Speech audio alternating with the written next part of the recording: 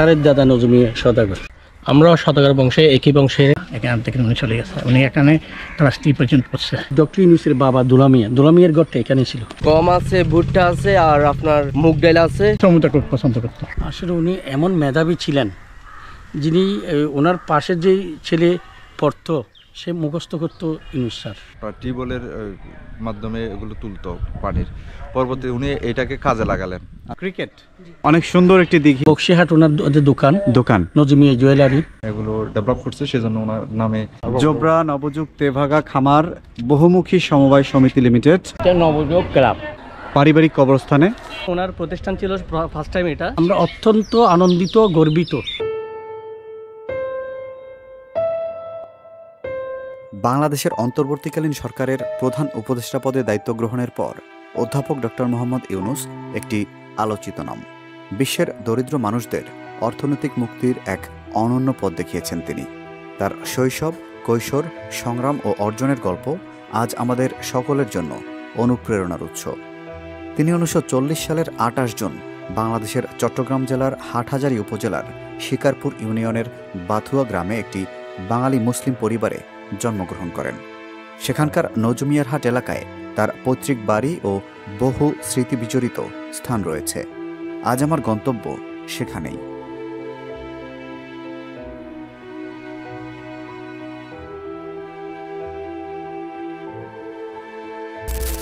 আসসালামু আলাইকুম। এই মুহূর্তে আমি আছি নজমিয়া হাট। এটি চট্টগ্রামের বাথুয়াতে অবস্থিত।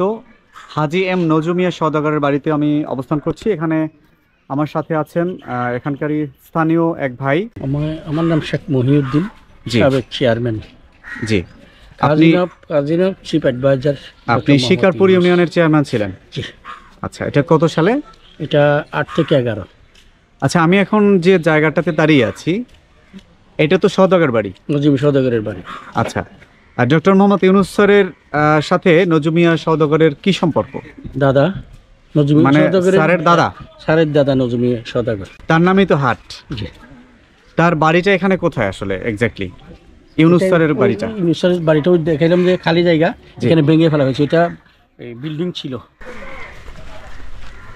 সুপ্রিয় দর্শক মণ্ডলী, আমরা এখন বাথুয়া গ্রামের নজমিয়া সওদাগর এর বাড়িতে আছি, যেটি আমাদের বর্তমান অন্তর্বর্তীকালীন সরকারের প্রধান উপদেষ্টা জনাব ডক্টর মোহাম্মদ ইউনূস স্যারের পৈতৃক বাড়ি। এখানে আমরা তার বাড়িটি এখন পরিদর্শন করব।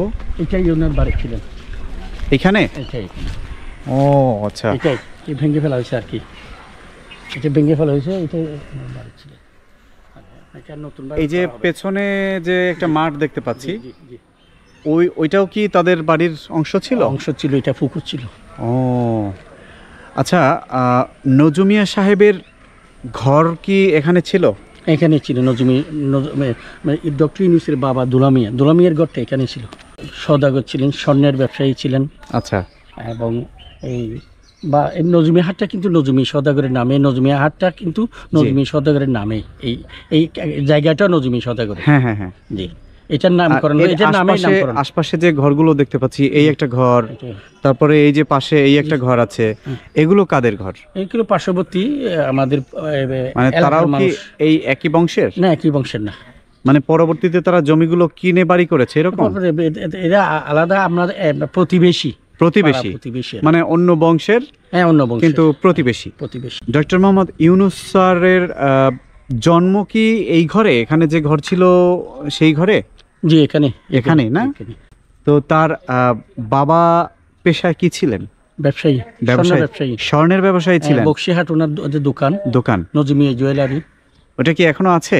সম্ভবত এখানে ভাড়া দেওয়া হয়েছে। মানে নামটা কি এখনো সেরকম নজমিয়া? হয়তো থাকতে আছে। আছে না? এইখানে যে ঘরটা ছিল, এটা কিসের ঘর ছিল? পাকা দালান। পাকা দালান ছিল? হ্যাঁ, সেই সময় কালকের পাকা দালান ছিল এখানে। তখন পাকা দালান তো অনেকেই করে নাই এখানে। তাই পাকা দালান সেই যখন এই হতো, ওই তুফান হলে, পানি হলে এখানে অবস্থান করতো সবাই, কারণ পাকা দালান সবার ছিল না তখন। এখন তো বুড়ি পাকা দালান। কেমন আছেন? ভালো আছে। আপনার নামটা জানতে পারি? মোহাম্মদ আবুল হাসান। আচ্ছা, ডক্টর মোহাম্মদ ইউনুস স্যার সম্পর্কে আপনার কি হন? আমি চাচা, আপনার চাচা হয়? আমি না, আমার ভাই পেয়ে আমার চাচা, আপনার ভাইয়ের ছেলে?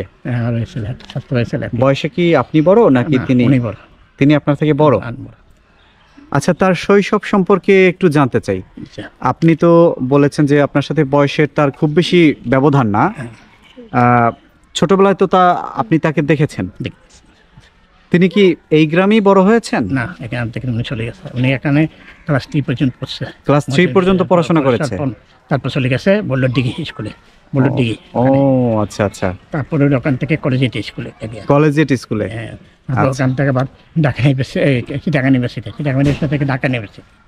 তো আপনার সাথে স্যারের কি কি স্মৃতি আছে একটু যদি শেয়ার করতেন? আমার সাথে স্মৃতি আছে, উনি প্রথমে ঈদে আসলে আমার ওখানে বসতো, আমার ঘরে।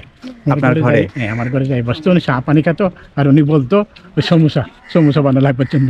তাই? সমোসা আর চা। সমোসা পছন্দ করতেন? সমোসা খুব পছন্দ করতো। আচ্ছা, আর কি, আর চা পানি খাই, তারপর কিছুক্ষণ বসে চলে যেত। ও, এইখানে যখন তাদের ঘর ছিল তখন কি তিনি আসতেন মাঝে মধ্যে এখানে? না, উনি চলে গেছে।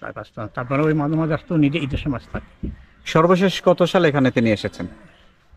এটা অনেক দেরি, প্রায় এখানে চলে গেছে প্রায় 83 মতো। ও আচ্ছা। তো এখন তো তিনি বাংলাদেশের অন্তর্বর্তীকালীন সরকারের প্রধান উপদেষ্টা হিসেবে আছেন। গ্রামবাসী হিসেবে আপনাদের কাছে বিষয়টা কেমন লাগে? ভালো লাগে। তাই? ভালো লাগবে না, আমার ভাবে করতে ভালো লাগবে না। আচ্ছা। এখন এখানে সমাজ করবার জন্য অর্থনীতির লেখাপড়া, অর্থনীতি সংজ্ঞা করার জন্য, আর উনি এই যে সেগুলো ইয়া করবার জন্য উনি একটা সুন্দর বাংলাদেশ আমাদের খুব উপহার দেয়। আমরা তো আপনার অনেক ইন্টারভিউ দেখেছি, সেখানে আপনি পুরো বাংলাদেশকে জানিয়েছেন জি ডক্টর মোহাম্মদ ইউনুসের ইতিহাস। জি। যদি আরেকটু বলতেন আমাদের যে ইউনুস স্যারের শৈশব থেকে তার বেড়ে ওঠার গল্পটা যদি একটু শেয়ার করতেন। আসলে উনি এমন মেধাবী ছিলেন, যিনি ওনার পাশে যেই ছেলে পড়তো সে মুখস্থ করতো ইউনুস স্যার। তাই? এটাই আমি সেটাই প্রমাণ পেয়েছি, তথ্য প্রমাণ পেয়েছি। ওনার চাচাতো ভাই পড়তেছে, উনি মুখস্থ করতে, উনি সেটা ইয়া করে ফেলতেছেন, মানে আত্মস্থ করে ফেলেছেন। আত্মস্থ করতে ফেলতেছেন। আচ্ছা। এটা এমন মেধাবী, সেটা শৈশবকাল থেকে ওনার এটা একেবারে মেরিটোরিয়াস স্টুডেন্ট যাকে বলা হয়, সে মেরিটোরিয়াস। তার সেরা অর্থনীতিবিদ, সে ওয়ার্ল্ডের একটা নাম করা অর্থনীতিবিদ ছিলেন। এবং সেটা তো পরবর্তীতে হয়েছে। জি জি জি। তার আপনি যেটা বলছিলেন যে তার জন্ম হয়েছে এখানকার যে ঘরটা ছিল সেই ঘরে। সেই ঘরে। এখানে যে ঘরটা ছিল সেই ঘরটা কি তার দাদা তুলেছিলেন নাকি তার বাবা তুলেছিলেন?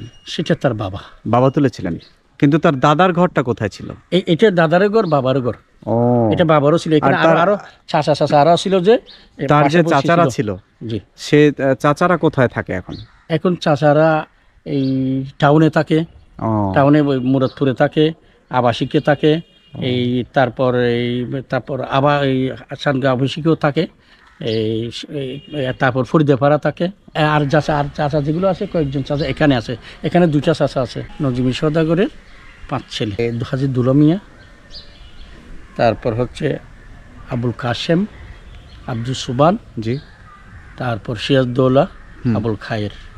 আচ্ছা। আর তাদের কোনো বোন ছিল? তাদের বোন ছিল, ওই নজুমির মেয়ে ছিল। আমেনা রেজিয়া সকিনা, তিন বোন ছিল, মানে তার 3 মেয়ে ছিল। মেয়ের মধ্যেও নাই, ছেলের মধ্যেও বেছে নাই। এখন এই নজুমি সাথে এই নাতির ইয়া আছে, ছেলেরা কেউ বেছে নাই। নজুমি সাথে ভাতিজা বেঁচে আছে 2জন বর্তমানে। ডক্টর মোহাম্মদ ইউনুস স্যার তারা কত ভাই বোন ছিলেন? 7 ভাই 2 বোন। 7 ভাই 2 বোন। ও, তার এক ভাই তো ঢাকা বিশ্ববিদ্যালয়ের অধ্যাপক, ডক্টর ইব্রাহিম। আর একজন আছেন হচ্ছে মিডিয়ায়, জাহাঙ্গীর মারা গেছেন, সাংবাদিক, মিডিয়ায় ছিলেন, যিনি মারা গেছেন। জি। এক ভাই আইয়ুব, এক ভাই আজম, এক ভাই আব্দুল সালাম। তাদের কবরস্থান কোথায়? নজমিয়া সাহেবের এখানে সামনে কবরস্থান, সামনেই না? আমরা সেটাও দেখব। বাজারের ওই পাশে। জি। এই বাড়িটা কত সালে ভেঙে ফেলা হয়? এখানে যে বাড়িটা ছিল, বাড়িটা ভাঙছে যে তেমন দেরি হয় নাই, 2-3 বছর হয়েছে। এটার কারণ কি আসলে? কারণ হচ্ছে যে এটা আপনাদের চাচাদের মধ্যে একটা বাগ বাটোয়ারার সুবিধার্থে পুরানো ঘরগুলো ভেঙে নতুন বর্গ করা হবে। আপনিও কি এই সওদাগর বংশের? হ্যাঁ, আমি সদাগর বংশের স্যার আপনার চাচাতো ভাই। চাচাতো ভাই হয় না? খেলা হবে নাকি? ক্রিকেট সন্ধ্যার পরে? জি, সন্ধ্যার তারাবি নামাজের পরে। ও আচ্ছা আচ্ছা। এটা আমরা অত্যন্ত আনন্দিত, গর্বিত, আলহামদুলিল্লাহ। এটা আমাদের মানে আনন্দের কোনো সীমা নাই। এটা আমরা প্রত্যাশা করেছিলাম, কিন্তু অনেক বছর আগে থেকে কিন্তু প্রত্যাশা ছিল আমাদের। সেই প্রত্যাশার জায়গাটাই মধ্যে এটা পূরণ হয়েছে। এই আমরা অনেক আনন্দিত, গ্রামবাসী, পুরো বিশ্ব, পুরো বাংলাদেশ আনন্দিত। ছাত্র জনতার আহ্বানে ডক্টর মোহাম্মদ ইউনূস তিনি দেশের এখন দায়িত্ব নিয়েছেন, দেশের প্রধান অভিভাবক হিসেবে আছেন তিনি। আপনি গ্রামবাসী হিসেবে আপনার আহ্বান কি স্যারের প্রতি? স্যার যদি আমার এই ভিডিওটা দেখে থাকেন কখনো, তাহলে আপনার মেসেজটা কি হবে? দেশবাসীকে সহযোগিতার জন্য হোক, বা দেশ সংস্কারের জন্য হোক, বা নির্বাচনের জন্য হোক, স্যারকে আপনি কি বলতে চান? না, ডক্টর ইউনূস সাহেবের কাছে আমাদের প্রত্যাশা থাকবে যে উনি এমন এক সংকটকালে দায়িত্বটা নিছেন, সেই দায়িত্বটা সঠিকভাবে পালন করবে দেশ জনগণের স্বার্থে। দেশ জনগণের স্বার্থে এই দেশকে আবার উত্তর সমৃদ্ধির জন্য উনি কাজ করবেন, সেটা আমার প্রত্যাশা করি। এবং সেরা অর্থনীতিবিদ উনি। সেই অর্থনীতি, যেই বঙ্গুর অর্থনীতিকে চালু করার জন্য যেই পরিবেশ, যে ধরনের উদ্যোগ উনি নিতেছেন, সেটা সত্যিকার অর্থে প্রশংসার যোগ্য। হ্যাঁ, তো ওনার কাছে বলবো, আর কিছু বিচ্ছিন্ন কিছু ঘটনা যেগুলো হচ্ছে, সেগুলো কঠোর হস্তে দমন করার জন্য আমি অনুরোধ করব যে নারী নির্যাতন, শিশু নির্যাতন যেগুলো করা হচ্ছে, যেভাবে হয়তো ষড়যন্ত্র থাকতে পারে, তবে উনি শক্ত হাতে দমন করবেন। আমাদের সেটা বিশ্বাস, দৃঢ় বিশ্বাস। উনি একেবারে ওনার গতিশীল নেতৃত্বে বাংলাদেশ উত্তর সমৃদ্ধি লাভ করবে এবং বাংলাদেশ এগিয়ে যাবে ওনার গতিশীল নেতৃত্বে এবং সঠিক সিদ্ধান্তের মাধ্যমে। ওনার কাছে এটা প্রত্যাশা করি, উনি যাতে দেশ জনগণের সাথে কাজ করেন। ওনাকে আমরা 2007 সালে এখানে নোবেল যখন বিজয়ী হয়, তখন আমরা ইউনিয়ন পরিষদের পক্ষ থেকে সম্বর্ধনা দেওয়া হয়েছিল। তাই? বিশাল সম্বর্ধনা। জি। উনি চিটাগং বিশ্ববিদ্যালয়ের প্রফেসর ছিলেন যখন, তখন ওই জুবরা গ্রামের মানুষের, এই যে গরিব দুঃখী মানুষ যেই টাকা নিত, ধার নিত, তার ও জমিদাররা হাতে তখন যখন তারা শোষিত হচ্ছেন, উনি মনে করছেন, তখন উনি একটা 1976 সালে তেভাগা আন্দোলন গড়ে তোলেন। তেভাগা আন্দোলন, জি। তারপর থেকে উনি গ্রামীণ ব্যাংকের যে থিওরিটা, ব্যাংকের যে ইয়াটা, ওখান থেকে প্রতিষ্ঠা করলেন। তো এই জুবরা গ্রাম থেকে, আপনি জুবরা গ্রামে অনেক কাজ করেছেন বলছেন, এই জুবরা গ্রাম থেকে উনি এই গ্রামীণ ব্যাংকের ইয়াটা উদ্ভাবন করেছেন। এবং এই অনেকেই কিন্তু ভুল বুঝে যে ওনার বাড়ি জুবরা গ্রামে, এটা মনে করা আছে জুবরা গ্রামে উনি গ্রামীণ ব্যাংকটা প্রতিষ্ঠা করছে, বাড়িটা এটাই। তো এক্স্যাক্টলি তার বাড়িটা হচ্ছে বাথুয়া গ্রামে। বাথুয়া গ্রামে, হ্যাঁ, কিন্তু এটা অনেকেই ভুল জানে যে তার বাড়ি হচ্ছে জুবরাতে। কারণ জুবরাতে কিন্তু গ্রামীণ ব্যাংক উদ্ভাবন করেছেন, যে গ্রামীণ ব্যাংকের যে ধারণাটা, জি, সেটা নিয়ে আমি একটা স্টোরি করেছি, সেটাও আসবে ইনশাআল্লাহ। জি জি। তো আপনাকে অসংখ্য ধন্যবাদ, আপনি দোয়া করবেন, ভালো থাকবেন। এটা তো নজুমিয়ার বাড়ি, তাই না? জি জি, নজুমিয়ার বাড়ি। এই দিঘিটাও কি এই সওদাগর বাড়ির প্রপার্টি? ও, অনেক সুন্দর একটি দিঘি দেখতে পাচ্ছি। জি জি। ও আচ্ছা, আপনি কি ডক্টর মোহাম্মদ ইউনূস স্যারকে দেখেছেন কখনো? জি, দেখেছি। উনি আসলে একজন ভালো মানুষ, কিন্তু উনি সুন্দরভাবে চলাফেরা করতো এখানে, এই যে পুকুরে গোসল করতো সবার সাথে। মানে তিনি কি খুব সাধারণ জীবনযাপন করতেন? সাধারণ জীবনযাপন করতেন। তার দাদা তো অনেক নামকরা ব্যক্তি ছিলেন। তিনি কি চেয়ারম্যান ছিলেন নাকি এখানকার? জি জি। ও আচ্ছা, ইউনূস স্যাররা তো সওদাগর বংশ, আপনারা? আমরা সওদাগর বংশে, একই বংশের। ও আচ্ছা আচ্ছা, তাহলে তো আপনারা স্যারের বংশেরই লোক। এবং আপনার ঘরও তো দেখলাম যে স্যারের ঘরের পাশেই, একেবারে তাদের যে বাড়িটা ছিল। আপনি কি এই জায়গাটাতে কি কোনো ঘর দেখেছেন, আপনার মনে আছে? জি, আমি ঘর দেখেছি। কি রকম ঘর ছিল এখানে? এটা পাকা ঘর ছিল, ওটা প্রথম করেছিল 1952 কি 48 সালে করেছিল। জি। তৎকালীন তখন এই এলাকায় কোনো ঘর ছিল না, অনেকেই দেখতে আসতো, মানে বাইরে হাঁটা গাড়ি থেকে। বাড়িটা কি অনেক সুন্দর ছিল? হ্যাঁ, সুন্দর ছিল অনেক, তৎকালীন তো অনেক সুন্দর ছিল, সবাই দেখতে আসতো। আসলে আমি তো অনেক আনন্দিত, গর্বিত, কারণ দেশটাকে পরিচালনা করতে গেলে, দেশে শান্তি ফিরিয়ে আনতে গেলে, দেশের অর্থনৈতিকভাবে যদি আমরা বিশ্বের কাছে মাথা উঁচু করে দাঁড়াতে চাই, তাহলে একজন যোগ্য ব্যক্তির কাছেই দেশটা তুলে দেওয়া উচিত, পরিচালনা করা উচিত।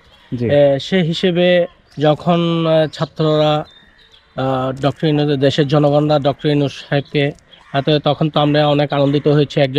এখন হয়তো বা আমাদের দেশে শান্তি ফিরে আসবে, অর্থনৈতিকভাবে আমরা মাথা উঁচু করে, আমরা জাতি হিসেবে বিশ্বের কাছে মাথা উঁচু করে দাঁড়াতে পারবো। এই যে দেখতে পাচ্ছি একটি কবরস্থান, এটা কি আপনাদের সওদাগর বাড়ির পারিবারিক কবরস্থান? নজরুল সওদাগরের কবরস্থান। আসসালামু আলাইকুম ইয়া হালাল কবুর, আসসালামু আলাইকুম ইয়া হালাল কবুর। বন্ধুরা, আমরা এখন আছি ডক্টর মোহাম্মদ ইউনূস স্যারের বাড়ির পারিবারিক কবরস্থানে। এখানে চেয়ারম্যান সাহেব আমাদের দেখিয়ে দিচ্ছেন তাদের কার কবর কোথায়। আচ্ছা, নজরুমিয়া সাহেবের কবর কোনটা? ওই পাশে না? এই পাশে। ও আচ্ছা। আর স্যারের বাবার কবর? স্যারের বাবার কবর কিন্তু এখানে না। কোথায়? মিসকিন শাহর মাজার। ও, ওইখানে। এইখানে। আর মায়ের কবর? মায়ের কবর সেখানে। সেখানে না? ও, তাদের কবর এখানে কেন হলো না? তারা ছোট ক্লাস 3 পরে ওনারা টাউনে চলে গেছেন। ও আচ্ছা। যার কারণে ওদের টাউনে বড়, এখানে ঈদ পরব, ঈদুল আজহা, ঈদুল ফিতর এই সময়ে উনি শুধু আসতেন, সব বাড়িতে বেড়াতেন। এবং নোবেল পাওয়ার পরও আসছে যে সবাই বেড়াতে যায় না, কেউ সবাই ফটো সেশনে ব্যস্ত ছিল। জি জি জি, আমি ব্যস্ত ছিলাম ফটো সেশন। উনি যা থাকা পর্যন্ত কেউ বাইরে যায় নাই আমরা। তাই? হ্যাঁ, উনি সাহেবের সাথে সবাই ফটো সেশনে ব্যস্ত ছিলেন। আচ্ছা, ঠিক আছে। বিভিন্ন ওই মেজবান আমরা এখানকার কবরে যারা শায়িত আছেন তাদের আত্মার মাগফিরাত কামনা করি। মহান আল্লাহ যেন তাদের জান্নাতবাসী করেন, আমিন।